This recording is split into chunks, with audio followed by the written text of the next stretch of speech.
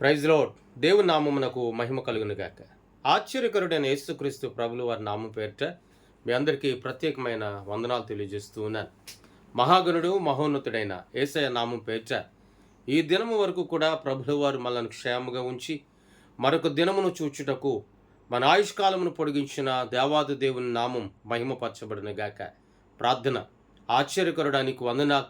ఈ ఉదయకాల సమయమందు నీ వాక్యమును విని గ్రహించగలిగే ఆసక్తిని మాకు దయచేయమని యేసయ్య నామమును అడుగుచున్నాము తండ్రి.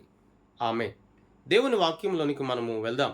గలతీయులు రాసిన పత్రిక 5వ అధ్యాయం 22వ వచనాన్ని చదువుకుందాం. అయితే ఆత్మఫలములేమనగా ప్రేమ, సంతోషము, సమాధానము, దీర్ఘశాంతము, దయాళత్వము, మంచితనము, విశ్వాసము, సాత్వికము, ఆశానిగ్రహం. ఈ మాటలు మనము ఈ ఉదయకాల సమయం ముందు జ్ఞాపకం చేసుకుందాం. ప్రతి ఆత్మీయుని జీవితంలో, ప్రతి క్రైస్తవుని జీవితంలో ఆత్మఫలములకు చోటు ఉండాలి. ఆత్మఫలములు లేనివాడిలో దేవుని ఆత్మ అనేది పనిచేయదు. ఆత్మఫలములు లేనివాడు శారీరకంగానే, శరీరానుసారంగానే ఆలోచించచ్చు, శరీరానుసారంగానే దేవుని స్తుతిస్తాడు, కానీ ఆత్మానుసారంగా దేవుని స్తుతించచ్చు, ఆత్మీయమైనటువంటి శక్తిని పొందుకొనలే. అయితే ఇక్కడ రాయబడినటువంటి మాట, ఆత్మఫలములో మొదటి ఫలం ఏదైనా ఉంది అంటే అది ప్రేమ. ప్రేమ అనేది లోకంలో చాలా రకాలైన ప్రేమలు ఉన్నాయి. మనుషులను ప్రేమించే ప్రేమలు ఉన్నాయి, లైంగికమైన ప్రేమలు ఉన్నాయి, శారీరక సంబంధమైన ప్రేమలు ఉన్నాయి, భార్య భర్తల మధ్యలో ఉన్న ప్రేమలు ఉన్నాయి, స్నేహితుల మధ్యలో ఉన్నటువంటి ప్రేమలు ఉన్నాయి, మనలను ఆకర్షించే ప్రేమలు ఉన్నాయి.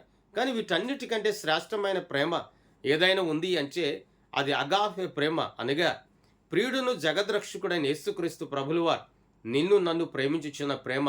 ఈ ప్రేమ అనేది మన జీవితంలో ఉన్నప్పుడు, ఈ ప్రేమ ద్వారా నడిపింపబడుతూ ఉన్నప్పుడు మనలో ఉన్నటువంటి సమస్తమైన దోషముల నుండి, మనలో ఉన్నటువంటి అంధకారం నుండి, మనలో ఉన్నటువంటి అంధత్వం నుండి పరిపూర్ణమైనటువంటి విడుదల అనేది కలుగుతుంది. యాకోబు పత్రికలో రాయబడిన మాట, ప్రేమ అనేకమైన దోషములను కప్పును అన్నాడు. ఏ ప్రేమ అంటే అది శారీరక సంబంధమైన ప్రేమ, లైంగికమైన ప్రేమ కాదు, ఆత్మానుసారమైన ప్రేమ. అది పరిశుద్ధుడైన యేసయ్య ద్వారా మాత్రమే వచ్చేది. ఎందుకంటే దేవుని వాక్యం ఎవరిలైతే నిలిచి ఉంటుందో, దేవుని మాటలు ఎవరిలైతే నిలిచి ఉంటాయో, దేవుని వాక్యానుసారంగా ఎవరు నడిపించబడుతున్నారో వారిలో దేవుని ప్రేమ అనేది సమృద్ధిగా ఉంటుందండి. నేటి దినాల్లో చాలామంది నేను దేవుని ప్రేమిస్తున్నాను, నాలో దేవుని ప్రేమ ఉంది అని చెప్పుకుంటున్నారు, కానీ వారిలో నిజానికి, వాస్తవానికి సజీవుడైనటువంటి యేసుక్రీస్తు ప్రభులు వారి ప్రేమ అనేది నిలిచిలేదు. వారి ప్రేమ అనేది ఆస్తి మీదో, వారి ప్రేమ అనేది ధనం మీదో, వారి ప్రేమ అనేది లైంగికమైన తత్వం మీద ఉంది, కానీ దైవికమైనటువంటి వాక్కు మీద కానీ, దేవుని సన్నిధి మీద కానీ, దేవుని సన్నిధిలో నిలిచిన దేవుని ఆత్మ మీద కానీ వారికి ప్రేమ లేదు.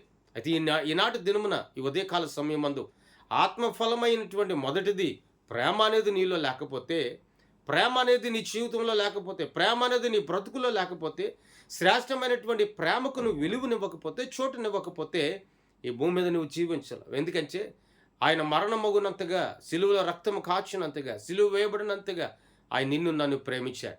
ఈ లోకంలో ఉన్నవారు ఎవరు నిన్ను ప్రేమించలేరు. లోకంలో ఉన్నవారు ఏ మనుషుడు కూడా నిన్ను ప్రేమించలేరు. నీవు సహాయం చేస్తే, నీవేమైనా వారి అక్కర్లు తీరిస్తే నిన్ను ప్రేమిస్తారేమో, కానీ వారు నిన్ను చివరి వరకు ప్రేమించలేరు. ఎందుకంటే చివరి వరకు ప్రేమించేవాడు ఎవరైనా ఉన్నారు అంటే ఒకడే, నజరేయుడైన యేసయ్య. ఆ యేసుక్రీస్తు ప్రభులు వారి యొక్క ప్రేమ కలిగి, ప్రేమనే ఆత్మఫలము కలిగి నడిపించబడదువు గాక. ఆ ప్రేమ నీ జీవితంలో, నీ కుటుంబంలో నిలిచిండును గాక. ప్రార్థన.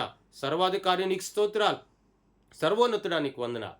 ఈ ఉదయకాల సమయాన ఈ వాక్కు ద్వారా మమ్మల్ని దర్శించండి, మాతో మాట్లాడండి, మాకు కావలసిన శక్తిని, బలమును దయచేయండి. ప్రభు, వినుటకు నీవిచ్చిన మనసును బట్టి నీకు స్తోత్రాలు. ధైర్యపరచండి, ఆదరించండి, శక్తిని దయచేయండి, స్వస్థపరచమని యేసయ్య నామమున అడుగుచున్నాము తండ్రి. ఆమేన్.